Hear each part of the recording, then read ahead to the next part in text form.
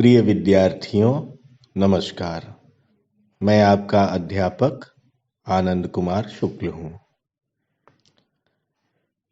पिछली कक्षा में हमने उपसर्ग का अध्ययन किया था।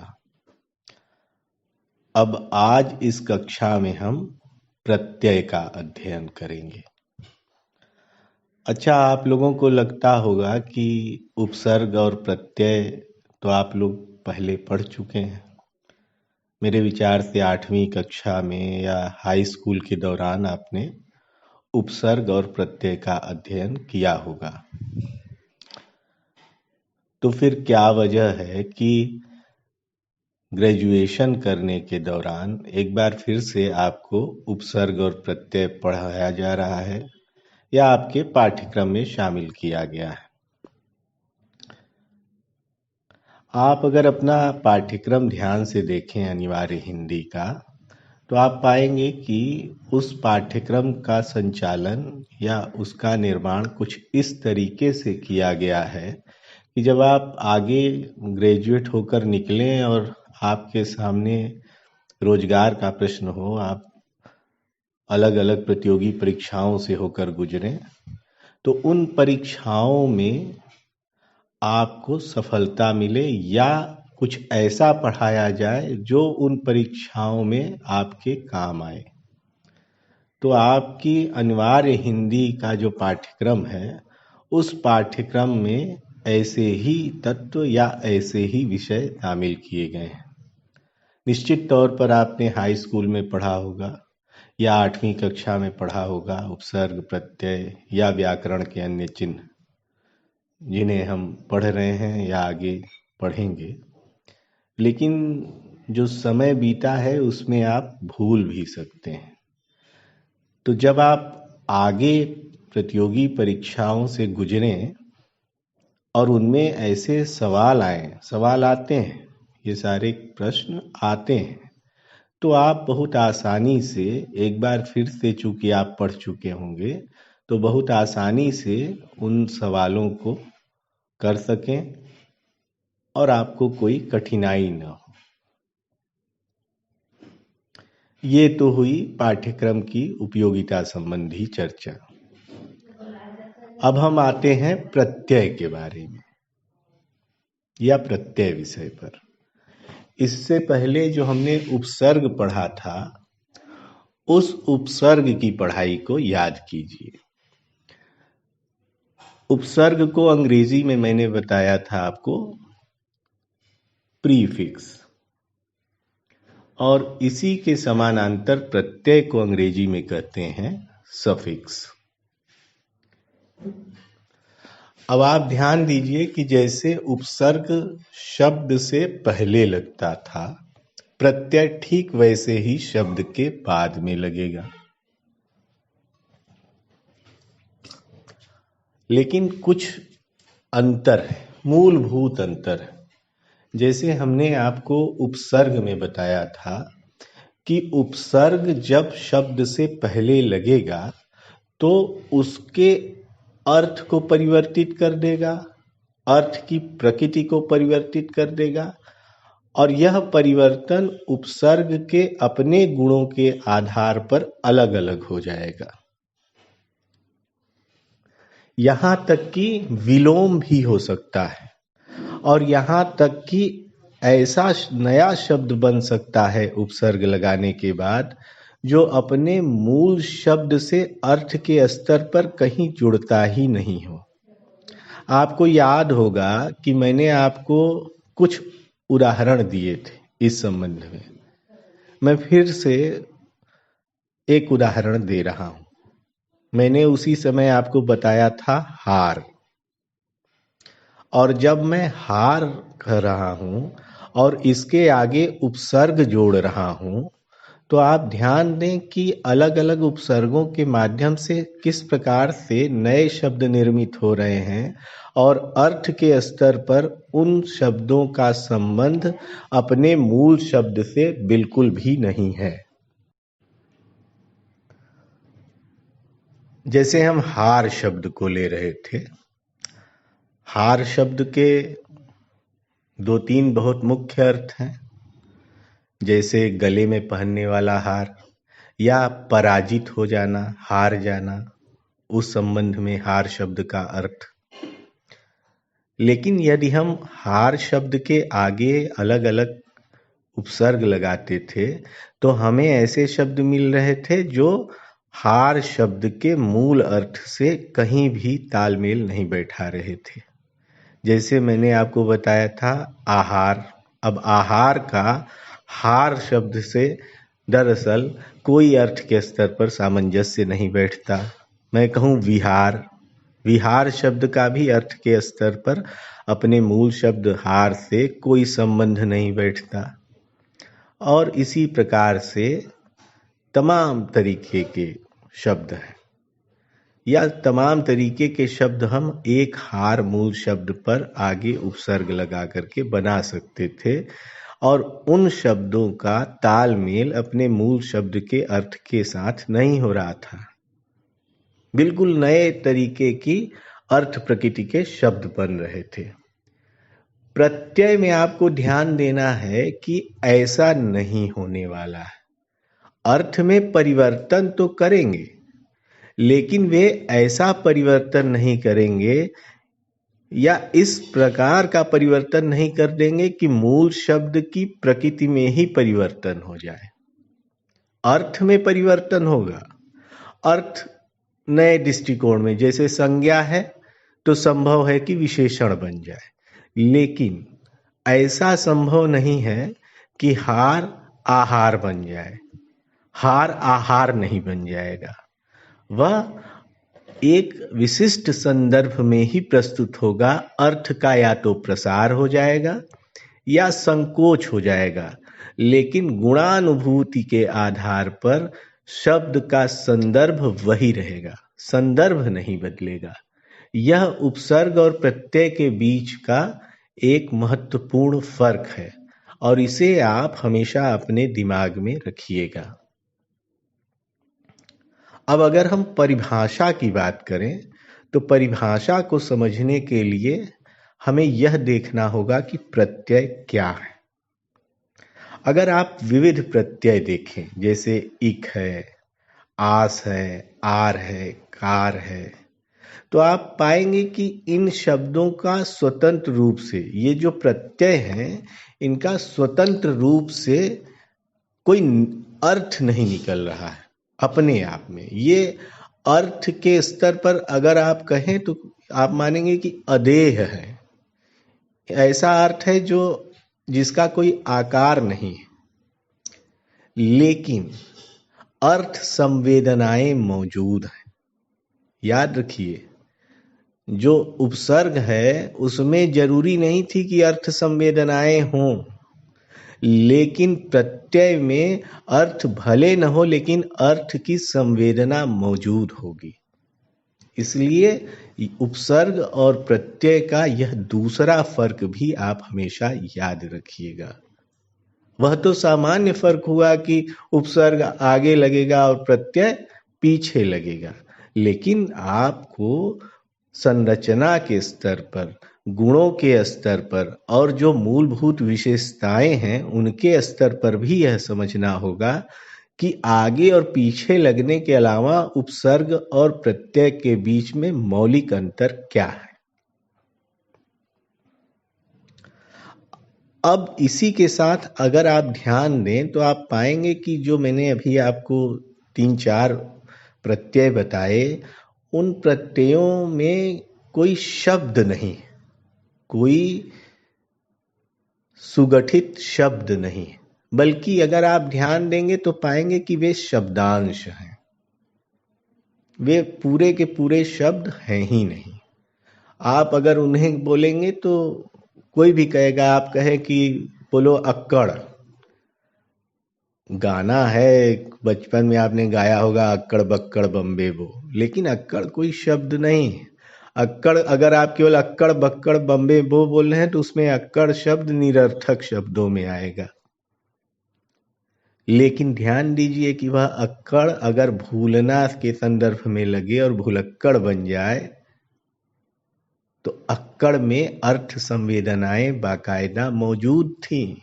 ऐसा नहीं था कि अर्थ संवेदना मौजूद नहीं है। जैसे हम कार है, कार प्रत्यय है, उसको अलग से बोले तो उसका शब्द संदर्भ कई बार अलग हो सकता है। कार मतलब वो चलाने वाली कार भी आप समझ सकते हैं। लेकिन मैं कहूँ नाटककार या मैं कहूँ उपन्यासकार, तो ऐसी दशा में आप तुरंत समझ पाएंगे कि नाटक को करने वाला, यानी नाटक जो मूल शब्द था उसके अर्थ को एक अलग गुणधर्म दिया गया, लेकिन अर्थ का जो शब्द का मूल अर्थ था वह अपने आप में कहीं न कहीं संरक्षित रहा। उपसर्ग में यह बात नहीं है। उपसर्ग उस मूल अर्थ को ही छिन्न भिन्न कर सकता है, प्रत्यय ऐसा नहीं करेगा। तो क्या है प्रत्यय की परिभाषा? कि प्रत्यय ऐसे शब्दांश हैं जो किसी शब्द के अंत में जुड़कर अपनी प्रकृति या प्रभाव के अनुसार उस शब्द के अर्थ का प्रसार करते हैं या उसे किंचित परिवर्तित कर देते हैं। किंचित परिवर्तित मैं बहुत जानबूझकर बोल रहा हूं, क्योंकि यदि मैं किंचित परिवर्तित नहीं कहूंगा तो आप इसका संदर्भ ठीक ठीक वैसा ही लगा लेंगे जैसा उपसर्ग में लगाते हैं, और यह गलत हो जाएगा। अभी मैंने जो 2-3 आपको फर्क बताए उपसर्ग और प्रत्यय के बीच में, उन फर्कों को, उन अंतरों को आप याद रखिए, उसको समझिए, क्योंकि यह समझ आगे काम आएगी, न केवल व्याकरण के तौर पर बल्कि भाषा की समझ को बढ़ाने के संदर्भ में भी। और इसका बहुत मामूली सा रूप है, आप बताएं किसी को कि प्रत्यय शब्द 2 शब्दों से मिलकर बन रहा है, प्रति और अय। प्रति जैसे हम कहते हैं ना, उसके प्रति, तो उसका प्रति का अर्थ हुआ साथ में, और साथ में लेकिन बाद में। प्रत्यय पीछे ही लगेगा। रटना हो तो प से प्रत्यय, प से पीछे। कई लोग गड़बड़ हो जाते हैं कि ये प्रत्यय आगे लगेगा कि पीछे लगेगा, तो ऐसे याद रखिए कि प से प्रत्यय, प से पीछे, एकदम स्पष्ट, प्रत्यय पीछे ही लगेगा।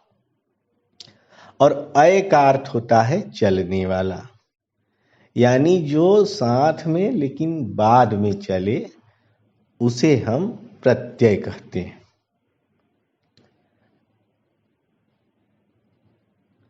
अब फिर मैं आपको वही बात समझाऊंगा कि आप प्रत्यय का स्वतंत्र अर्थ नहीं निकाल सकते हैं, बिल्कुल ठोस अर्थ नहीं निकाल सकते हैं, लेकिन उसमें अर्थ संवेदनाएं और अर्थ संभावनाएं मौजूद हैं। अर्थ संभावनाएं तो उपसर्ग में भी मौजूद है, लेकिन उसमें अर्थ संवेदनाएं मौजूद नहीं है। ज्यादातर उपसर्ग आपको अर्थ संवेदना से हीन मिलेंगे, जबकि प्रत्ययों के संदर्भ में प्रत्यय अर्थ के संदर्भ में संवेदनावान है, संवेदित अर्थ धारण करते हैं।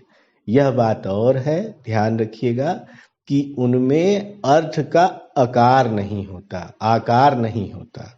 वे आकारहीन अर्थ संवेदनाओं के वाहक हैं स्वतंत्र तौर पर, लेकिन जब वे शब्द के साथ उसके पीछे जुड़ जाते हैं तो वे बाकायदा एक अर्थ को धारण कर लेते हैं।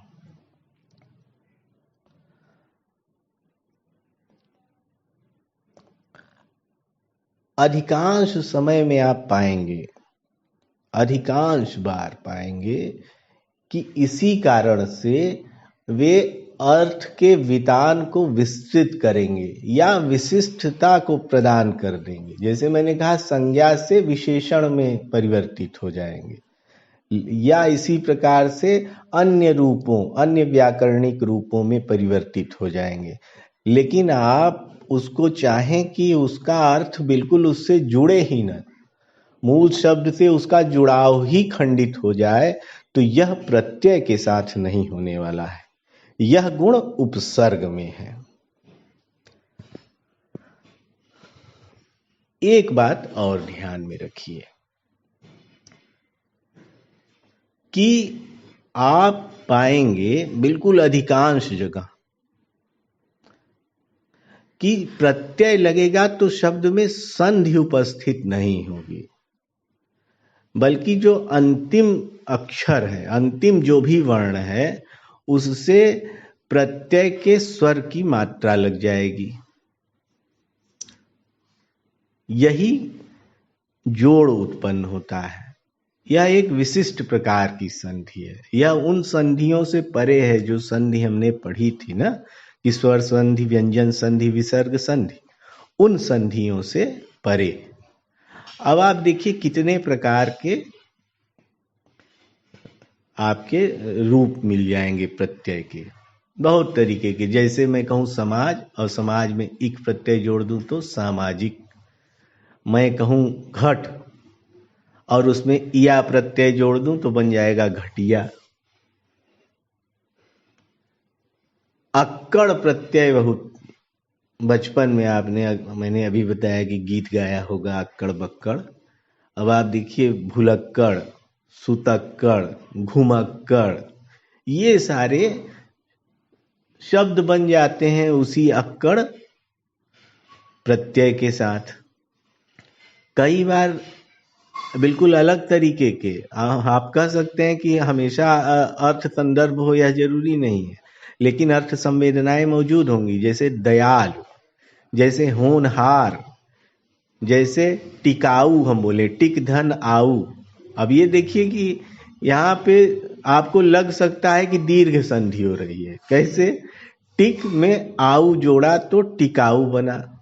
अब दिख तो रहा है कि दीर्घ संधि हो रही है, लेकिन पारिभाषिक तौर पर इसे संधि के रूप में प्रस्तावित नहीं किया जाता। यहाँ इस संदर्भ में दिखाने को आप दिखा सकते हैं, बिक धन आऊ बिकाऊ, आप कहिए कि दीर्घ संधि बन गई।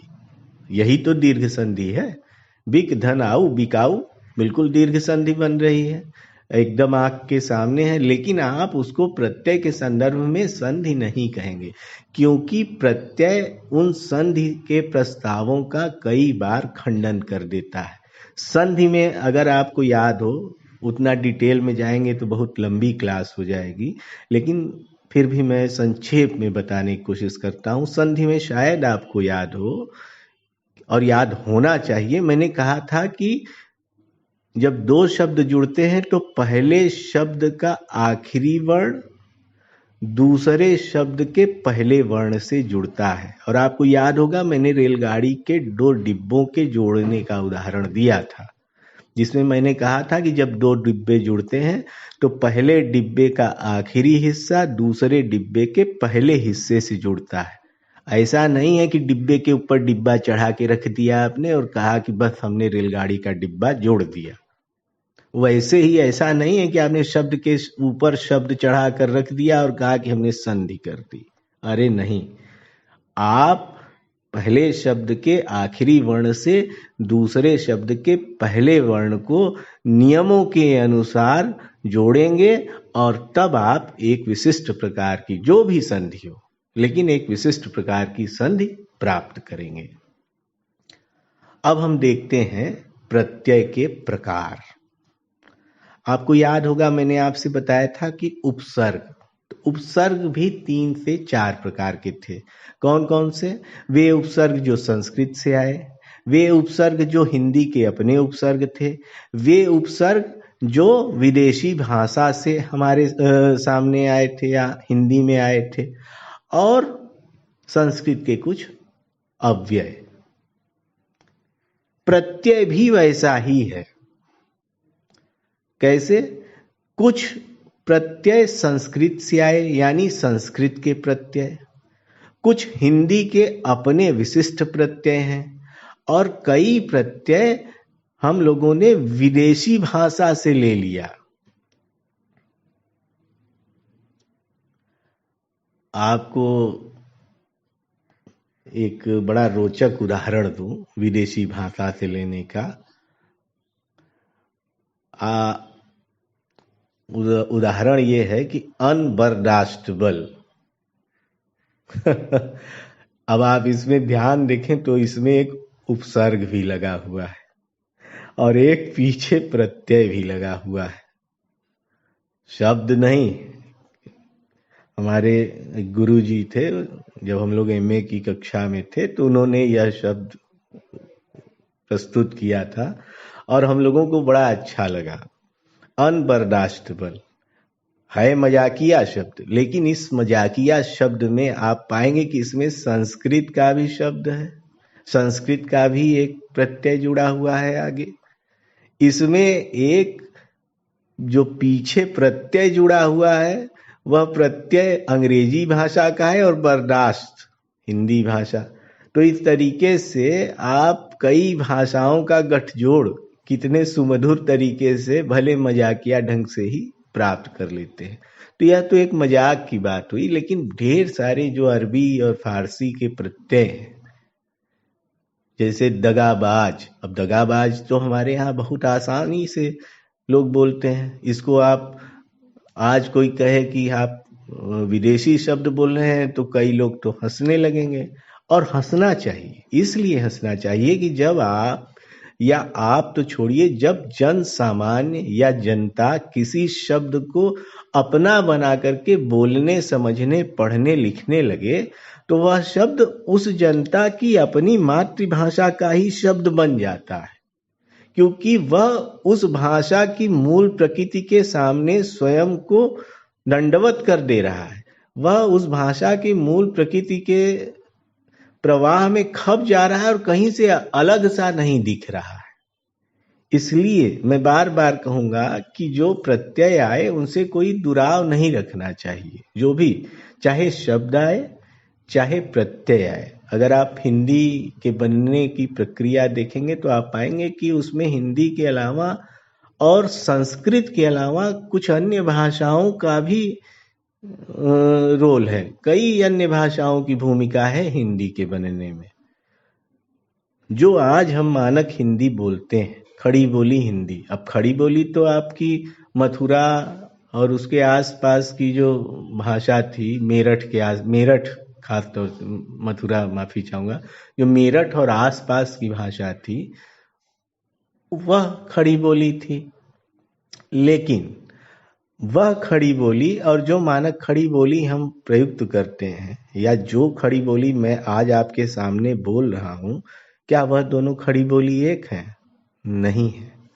यह खड़ी बोली जो मैं बोल रहा हूं, यह बहुत मेहनत से बनाई गई खड़ी बोली है।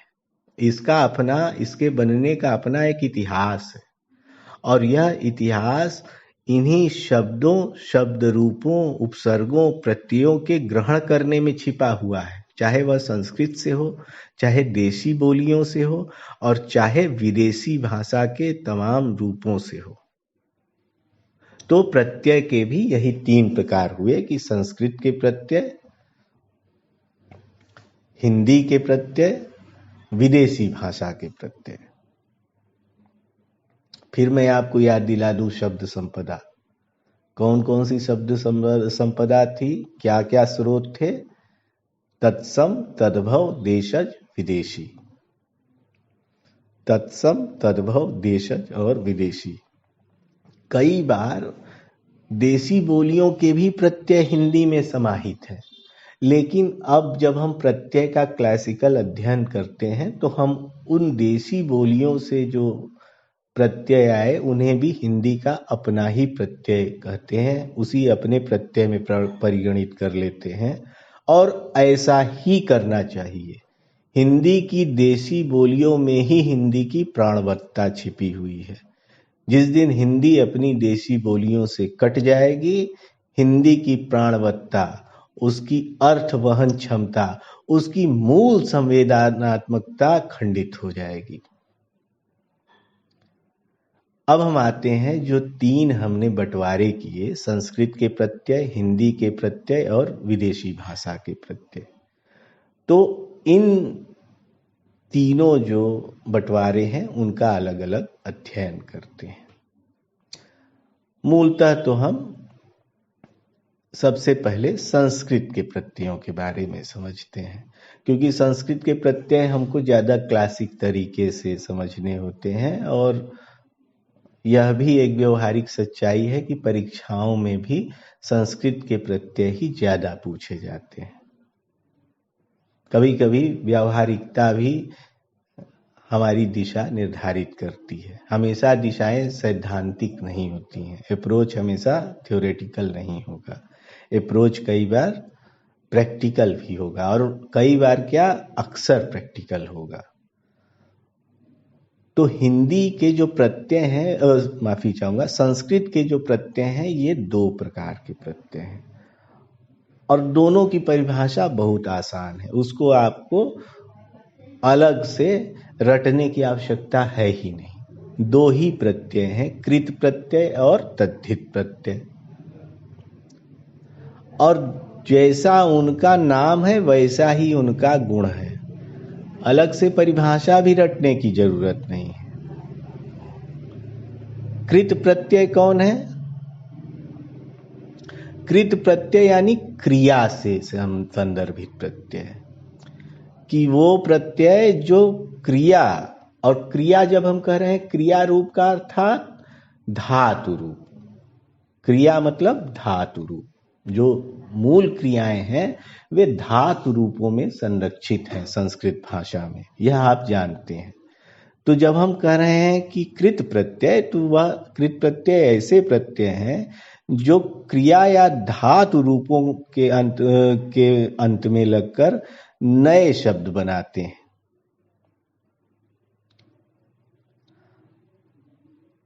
और कृत प्रत्यय से जो मिलकर के, अब इसमें ध्यान दीजिए, कई बार प्रत्यय और प्रत्यय मिलते भी हैं।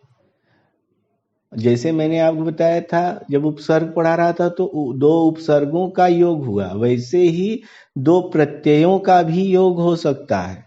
और जब दो प्रत्यय कृत प्रत्यय में जुड़ेंगे, यानी एक कृत प्रत्यय में एक अलग से प्रत्यय जुड़ेगा, तो उस प्रत्यय को कृदंत प्रत्यय कहते हैं। और ये जो कृदंत प्रत्यय हैं वे एक नए अर्थ की सर्जना करते हैं। अब ध्यान दीजिए कि इन्हीं कृत प्रत्ययों के योग से संज्ञा भी बन सकती है और विशेषण भी बन सकता है। ये ध्यान दीजिएगा, संज्ञा भी बनेगी और विशेषण भी बनेगा। जैसे लिख, और लिख धातु है, लिख धातु में अक प्रत्यय जोड़ दीजिए तो क्या शब्द बनेगा? लेखक। इसी तरीके से अन्य भी आप रूप देख सकते हैं। ढेर सारे रूप हैं, उन रूपों में हम अगर जाएंगे तो बहुत समय नष्ट हो जाएगा, काफी समय बीत रहा है। लेकिन जैसे कई हैं, अड़ियल कर दें, मरियल कर दें, सड़ियल कर दें, या इया प्रत्यय जोड़ दें, तो जैसे छल में इया प्रत्यय जोड़ देंगे तो छलिया बन जाएगा। जड़ में इया प्रत्यय जोड़ देंगे तो जड़िया बन जाएगा। बढ़ में इया जोड़ेंगे तो बढ़िया बन जाएगा।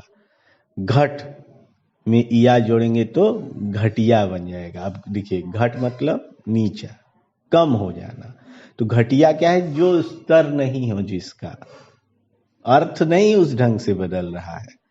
अब लड़, लड़ में आई जोड़ देंगे तो लड़ाई हो जाए।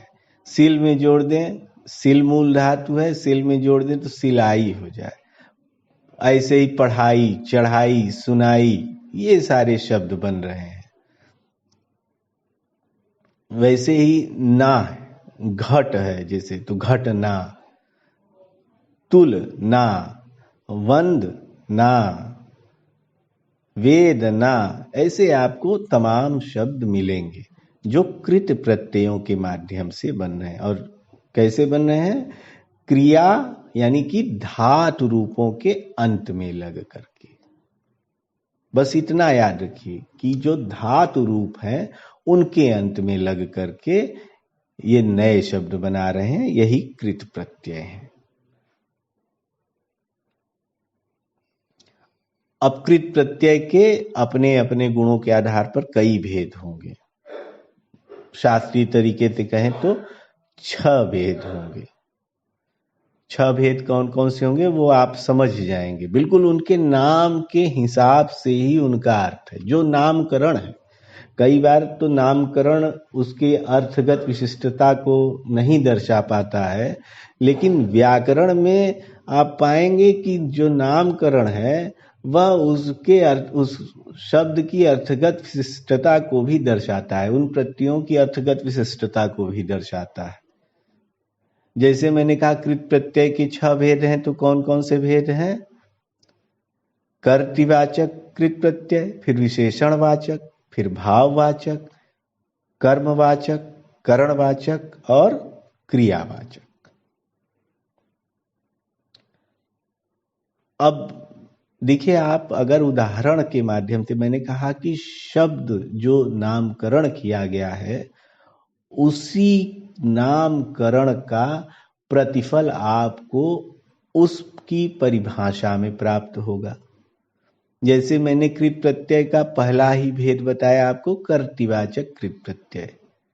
कर्तृवाचक जो करने वाला है उसकी उद्घोषणा करे, जो भी कार्य को करने वाला है उसका ज्ञान हो, उसका बोध हो, तब वहां पर वह कर्तृवाचक कृत प्रत्यय होगा। विशेषणवाचक जहां विशेषता का बोध होने लगे, जहां भाववाचक जहां भावों का, भावनाओं का, कर्मवाचक जहां कृत कर्म का बोध होने लगे, करणवाचक, और इसी तरीके से क्रियावाचक। तो ये अलग अलग कृत प्रत्यय हैं। एक उदाहरण देख लें, जैसे हमने कहा लेखक। लेख में आपने अक प्रत्यय जोड़ा तो लेखक बन गया, गायक बन गया, पाठक बन गया। वैसे ही आप देखेंगे कि होनहार या पालनहार है, पालनहारे। तो ये सारे कर्तृवाचक कृत प्रत्यय के उदाहरण हैं। वैसे ही आप विशेषणवाचक देख सकते हैं, भाववाचक देख सकते हैं, कर्मवाचक देख सकते हैं और करण क्रियावाचक देख सकते हैं। अब आते हैं तद्धित प्रत्यय। अभी हमने जब कृत प्रत्यय की परिभाषा दी तो हमने कहा क्रिया या धातु रूप से जुड़ने वाला। अब इनसे इतर जो संज्ञा या सर्वनाम या विशेषण के अंत में लग रहे हैं प्रत्यय और नए शब्दों की रचना कर रहे हैं या उन शब्दों को विशिष्ट अर्थ विस्तार प्रदान कर रहे हैं या विशिष्ट संदर्भ प्रदान कर रहे हैं, उन्हें हम तद्धित प्रत्यय कहते हैं। और जैसे 6 प्रकार के कृत प्रत्यय हैं, वैसे ही 8 प्रकार के तद्धित प्रत्यय हैं।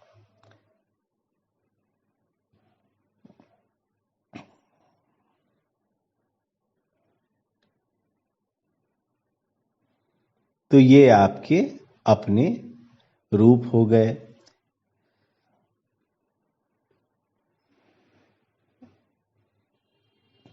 जैसे हम कहें आपको उदाहरण के तौर पर वान, तो क्या है? वान जो प्रत्यय है यह उसकी विशिष्टता को, उसके धारण करने को बताता है। जैसे विद्यावान या विद्वान, बलवान बल को धारण करने वाला, धनवान धन को धारण करने वाला। इसी तरीके से हम कहें ता, तो उदार ता, सफलता। फिर हम कहें, जैसे हम कहें ईप प्रत्यय, तो ज्ञान धनी, ज्ञानी, वही मात्रा लग जा रही, ज्ञान धनी। ई ज्ञान ई नहीं कहेंगे, ज्ञानी, वह मात्रा आ करके जो पिछला वर्ण है, पहले शब्द का आखिरी वर्ण है, उसमें जुड़ जा रही है मात्रा।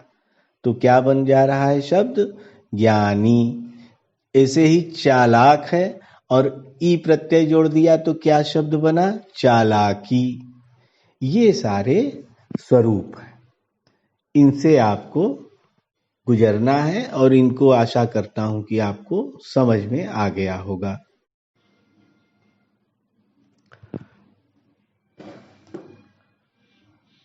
अच्छा, एक चीज आपको और भी समझनी चाहिए कि कृत प्रत्यय और तद्धित प्रत्यय में अंतर क्या है, और वही मैंने अभी आपको समझाया।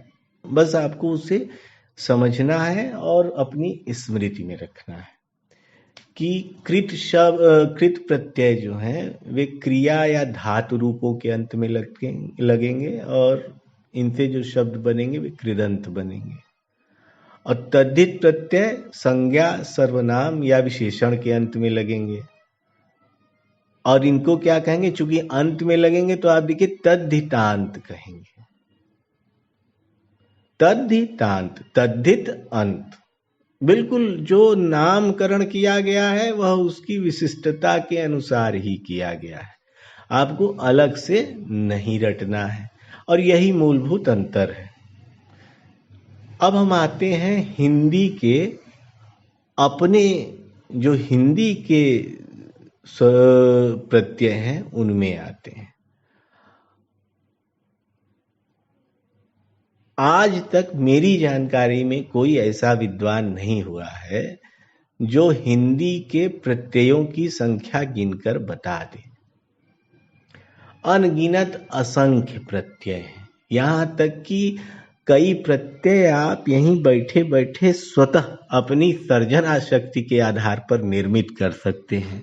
और अगर जन सामान्य उन प्रत्ययों को स्वीकार कर ले यानी लोक व्यवहार में ढाल ले, खूब बोलने चालने लगे, तो वे प्रत्यय भी वास्तविक प्रत्यय के रूप में ही हिंदी में शामिल हो जाएंगे। कई कवियों ने, मैंने जैसे उपसर्ग बताया था, कई नए शब्दों की निर्मिति बताया था, ढेर सारे शब्द बनाए कवियों रचनाकारों ने, और शुरू शुरू में वे शब्द थोड़े अनगढ़ से लगते थे, या लगता था कि ये शब्द या यह उपसर्ग या यह प्रत्यय चलेगा नहीं, अनगढ़ता थी उनमें, या हिंदी में वे खप नहीं रहे थे।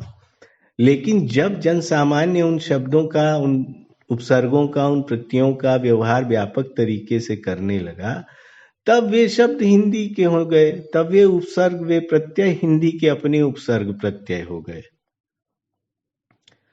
तो यह कई बार सर्जना शक्ति और जन सामान्य में उस सर्जना शक्ति के माध्यम से सृजित शब्दों की प्रकृति पर और उसकी स्वीकारोक्ति पर भी निर्भर करता है। अब मैंने कहा अनगिनत है, ढेर सारे हैं हिंदी के, और यही बात विदेशी जो भाषाएं हैं उनसे आए प्रत्ययों के साथ भी ठीक बैठती है, यही बात लागू होती है। विदेशी भाषाओं से भी अनगिनत शब्द आए, माफी चाहूंगा, अनगिनत प्रत्यय आए।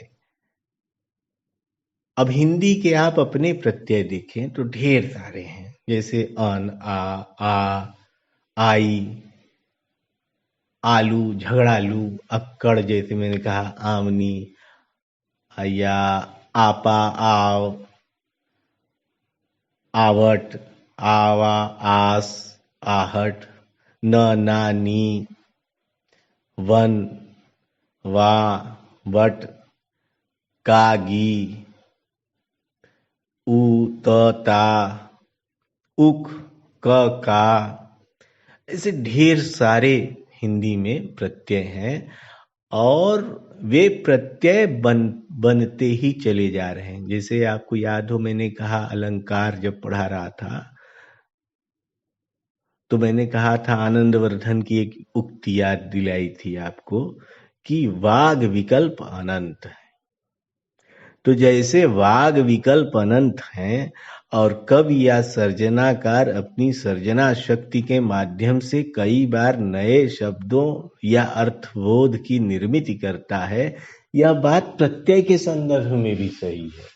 नए प्रत्यय बनाए जा सकते हैं, ऐसा नहीं है कि जो पुराने प्रत्यय हैं बस वही के वही प्रत्यय रह जाएंगे। खूब नए प्रत्यय बनेंगे। आप देखिएगा जैसे जैसे हिंदी वैश्विक स्वरूप में ढल रही है, उसमें ढेर सारे नए नए स्वरूप, नए नए प्रत्यय और नए नए उपसर्ग जुड़ेंगे।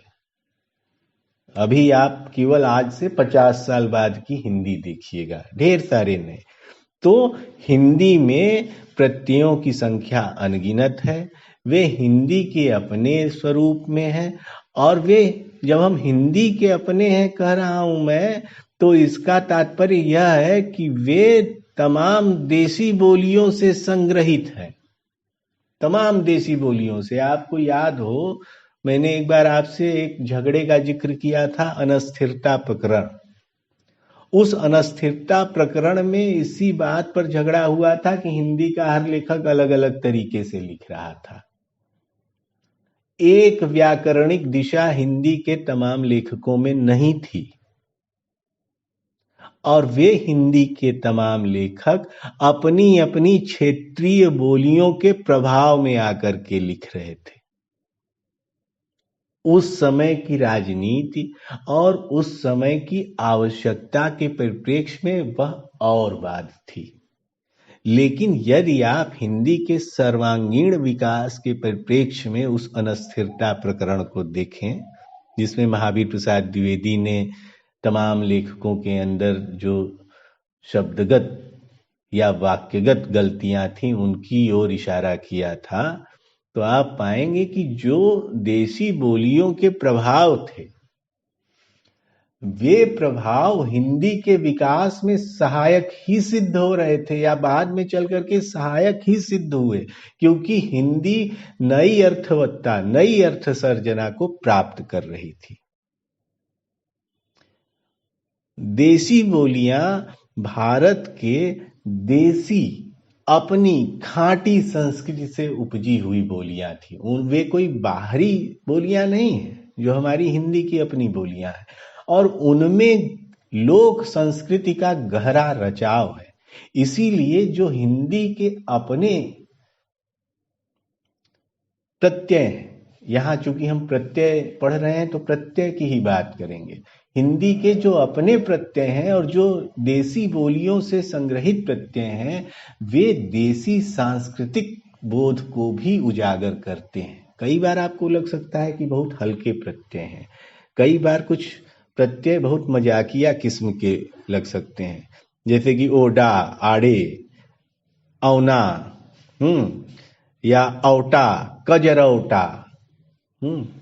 अब कजरौटा शब्द कई तो शहर वाले लोगों को कहिए तो उनको पता ही नहीं होगा कि कजरौटा क्या होता है। लेकिन ये शब्द भारत की और जो हिंदी परिक्षेत्र है उसकी मूल देसी लोक संस्कृति से उपजे हुए शब्दों के वितान है। इनसे जो लौकिक धरातल है, भाषा का सांस्कृतिक धरातल है, वह प्रकट होता है। तो चूंकि अनंत है तो इसलिए इनके बंटवारे नहीं किए जा सकते हैं कि ये लो इतना इसमें बांट दिया, इतना इसमें बांट दिया, इतना इसमें बांट दिया। हाँ, आप बनाने के लिए बना सकते हैं कि हिंदी में भी यह कृत प्रत्यय है, यह तद्धित प्रत्यय है। परिभाषा आप वैसे ही रखेंगे जैसे आपने संस्कृत के प्रत्ययों को रखा। जो धातु रूपों के साथ जुड़ रहे हैं वे कृत प्रत्यय, और जो संज्ञा या विशेषण के साथ जुड़ रहे हैं वे तद्धित प्रत्यय। ये बंटवारा आप कर सकते हैं। आप कृदंत के भी बंटवारे, कृत प्रत्यय के बंटवारे भी कर सकते हैं कि लो 6 बंटवारे कर दिया या 8 बंटवारे कर दिया। लेकिन चूंकि उनकी संख्या अनंत है, इसलिए उन बंटवारों को भी कई बार आप अनंत दृष्टिकोण से देख सकेंगे। ऐसा नहीं कि जो बंटवारा कर दिया गया व्याकरण में वह अंतिम है। अंतिम व्याकरण में कुछ नहीं होता। जैसे जैसे भाषा बनती और ढलती जाती है, एक समय सीमा के बाद व्याकरण को भी अपने आप को नए सिरे से परिमार्जित करने की आवश्यकता पड़ती है। यानी परिमार्जन केवल भाषा का नहीं होगा, परिमार्जन कहीं न कहीं व्याकरण का भी होगा। तो ये इतना आपके लिए ज्ञान था और आशा करता हूं कि आपको समझ में आया होगा। और मैं फिर कह रहा हूं कि आप हिंदी को भी वैसे ही बांट सकते हैं, इसलिए चूंकि वैसे ही बांट सकते हैं, मैं कह रहा हूं जैसे संस्कृत को बांट सकते हैं, तो हिंदी को अलग से वैसे ही बंटवारे में पढ़ाने की आवश्यकता नहीं है। यही बात जो विदेशी भाषाओं से प्रत्यय आए, जैसे मैं कहूं दगाबाज, रंगबाज या कोई भी शब्द आप ले लें जो अरबी और फारसी के तोपची या खजांची, तो ये जो शब्द हैं, जो कोई अरबी से आ रहा है, कोई फारसी से आ रहा है, कोई तुर्की से आ रहा है। याद है जब मैं उपसर्ग पढ़ा रहा था और कई बार शब्दों के गुणों के बारे में चर्चा कर रहा था, तो मैंने आपको बताया था कि अंग्रेजी के शब्द तो आए हिंदी में, लेकिन जो मध्यकालीन परिस्थितियां थीं उनके चलते हमारी भाषा में अरबी, फारसी और तुर्की, इन 3 भाषाओं के शब्द या शब्द रूप या उपसर्ग और प्रत्यय बहुत बड़ी मात्रा में घुल मिल गए। मैंने आपसे यह भी कहा था कि अगर सायास बलपूर्वक आपको बताया समझाया न जाए या आपका दिमाग जागृत न रहे, तो आप यह पकड़ नहीं पाएंगे कि यह विदेशी भाषा का प्रत्यय है या उपसर्ग है या शब्द है या हमारी अपनी भाषा का। अब वे प्रत्यय, वे उपसर्ग, वे शब्द आपकी अपनी भाषा के शब्द हो चुके हैं और ढेर सारे प्रत्यय आए हैं विदेशी भाषा से भी। तो इस तरीके से इतने जो मुख्य प्रत्यय हैं, मूल प्रत्यय हैं, उनकी चर्चा हमने की। कौन कौन से? संस्कृत भाषा से, हिंदी भाषा से यानी कि जो हिंदी की मानक शब्दावली है उससे, और साथ ही साथ उसकी देसी बोलियों से, और जो विदेशी भाषाएं हैं जिनका हिंदी पर गहरा प्रभाव रहा है और अभी तक है का संदर्भ यह है कि हो सकता है बाद में चल करके कोई आंदोलन हो जाए, उनको निकाल दिया जाए, लेकिन ऐसा करना बहुत कोई उचित बात नहीं है। भाषा जितना प्रसार ग्रहण कर ले उतना ही भाषा के लिए अच्छा है। भाषा की अर्थबोधिनी क्षमता, अर्थबोधिनी शक्ति के लिए उसका प्रसार बहुत महत्वपूर्ण है। इसलिए भाषाओं में इस प्रकार का दुराव छिपाव अच्छी बात नहीं है।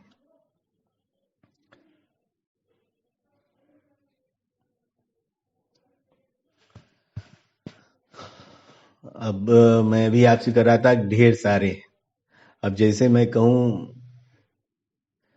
कि नजराना या मर्दानगी या बेवफाई या दुकानदार या मददगार, तो ये जो सारे शब्द हैं, दगाबाज, घड़ी साज, सफेद पोश, कहते हैं ना सफेद पोश है, तो ये सारे जो प्रत्यय हैं ये विदेशी भाषा से आए। और जैसे मैंने हिंदी के संदर्भ में कहा कि आप इसको भी कृत प्रत्यय और तद्धित प्रत्यय में बांट सकते हैं, तो ठीक वैसे ही विदेशी जो प्रत्यय हैं उनको भी आप कृत प्रत्यय और तद्धित प्रत्यय में बांट सकते हैं।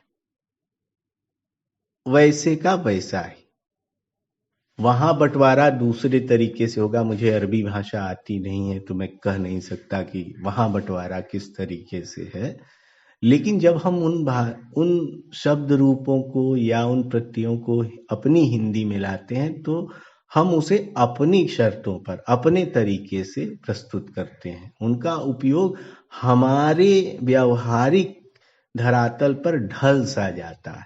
वे अब अरबी के प्रयोग के शब्द रूप नहीं है। आप कई जो बहुत अच्छे अरबी के जानकार लोग हों या फारसी के जानकार लोग हों, उनसे बात करें तो वो लोग बहुत दुखी होकर कहेंगे कि हिंदी में तो ये शब्द अलग ही अर्थ में प्रयुक्त होता है, हमारे यहाँ यानी अरबी या फारसी में तो इस शब्द का ऐसा अर्थ है ही नहीं, यह तो बड़ा अर्थ संकोच कर लिया, या आप दूसरे ही रूप में उसका अर्थ प्रकट कर रहे हैं। सही बात है, दूसरे ही रूप में प्रकट कर रहे हैं, और इसलिए प्रकट कर रहे हैं कि अब वह दूसरा रूप हिंदी का अपना रूप है, अपनी संपदा है, वह अरबी या फारसी का स्वरूप है ही नहीं। इसलिए उससे यह आग्रह करने लगना कि नहीं आप वही अर्थ रखिए जो अरबी या फारसी में है, तो वह गलत होगा। जो हिंदी की जनता जिस अर्थ को धारण करती है, जिस अर्थ को समझती है, उसी अर्थ को हमें या एक व्याकरण के व्याख्याकार को समझना चाहिए और व्याकरण की व्याख्या के दौरान प्रस्तुत करना चाहिए। इस कक्षा में इतना ही। आशा करता हूं कि आपको प्रत्यय की मूल संवेदना, मूल तात्पर्य समझ में आ गया होगा। और जब भी आपके सामने प्रत्यय संबंधी बहस होगी या प्रत्यय से संबंधित आगे किसी भी परीक्षा में कोई सवाल आएगा, तो आप उस सवाल को हल कर लेंगे। धन्यवाद।